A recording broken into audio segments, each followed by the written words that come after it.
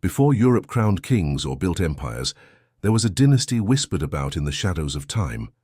A dynasty that claimed its origin not from conquest, but from something otherworldly. Lost Pages Studios brings to you one of the world's most enigmatic and mysterious dynasties in European history. This is the story of the Merovingians, a royal bloodline whose power shaped a continent and whose memory was almost erased. Our tale begins in the 5th century, in the twilight of the Roman Empire.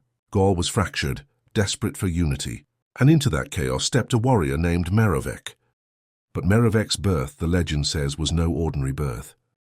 His mother, already carrying the child of King Clodio, encountered a mysterious creature in the sea. Some called it a sea god. Others believed it was something far older, a numinous force that touched the ancient world long before Rome was even a dream. From this union, it is said, Merovech was born with 2 lineages, one human and one unknown. The descendants of Merovech became known as the long-haired kings. To cut a Merovingian's hair was to sever his sacred power. Their hair was more than a symbol. It was believed to carry divine energy. Passed down from the sea-born ancestor they guarded in their legends. Under King Clovis, the dynasty rose with unstoppable force. Clovis united the Frankish tribes through war, diplomacy, and a baptism that changed history. When he converted to Christianity, he did not abandon the old ways entirely. He fused them with the new faith, creating a kingdom both holy and mystical. But behind the throne, the Merovingians possessed something more potent than political power. They carried an aura, a sense that they were chosen. Early chroniclers wrote of their prophetic dreams, their healing gifts, and their uncanny ability to command loyalty. To friends, they were sacred kings. To enemies, they were sorcerer kings. Their kingdom stretched across what would one day become France, Germany, Switzerland, Belgium, and beyond. They ruled for nearly 3 centuries, longer than the Carolingians, longer than the Capetians, longer than most royal houses of Europe. But every golden age carries the seed of its own undoing. As the Merovingians grew in number and their territories expanded, real power shifted. The kings, bound by sacred tradition, often ruled as symbols of unity, while another force rose behind them, the mayors of the palace. These mayors began as managers of the royal household, but over generations, they became the true administrators of power. The most cunning and ambitious among them was Pepin the Short, father of Charlemagne. Pepin realized something dangerous. If the Merovingian kings could not be killed, they could be replaced. In 751, the church delivered its verdict. Pepin was declared king, and the last Merovingian ruler, Sigibert III, was forced into a monastery. His long hair, the symbol of sacred power, was unacrimoniously cut. With that act, the Carolingians seized the throne, and the Merovingians were written out of history. But what the chronicles attempted to erase still lingers in the places where history and legend overlap, because long before the fall of Sigibert III, the Merovingian line had already splintered into 2 stories, one documented and one hidden. The first belongs to Sigibert III, a king remembered in the official records.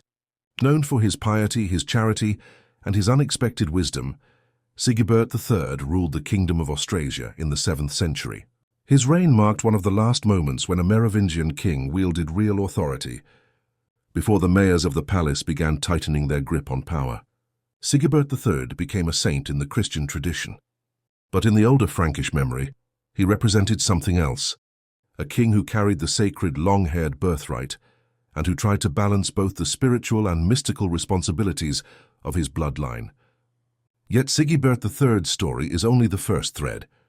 The second, and the darker, more mysterious one, belongs to Dagobert II, a king whose legacy has been shrouded in secrecy for more than 1,000 years. Dagobert II was exiled as a child, spirited away to Ireland by forces who feared the potency of his lineage. Some believed he had prophetic dreams. Others claimed he inherited the full strength of Merovech's otherworldly ancestry. When Dagobert returned to reclaim his throne, he ruled with a clarity and boldness that unsettled both nobles and the church. And then, in 679 CE, during a hunt in the Ardennes forest, Dagobert was assassinated. A spear through the eye. The killer was never definitively identified. Political rivals were suspected, but many whispered the church played a role, fearing a king whose bloodline and charisma made him dangerously influential. This should have ended his story, but legends say the opposite. Some accounts insist that Dagobert's young son, Sigisbert IV, escaped the purge, carried to safety in the south of France. This is where the lines between history and esoteric tradition intertwine. The existence of Sigibert III is historical fact.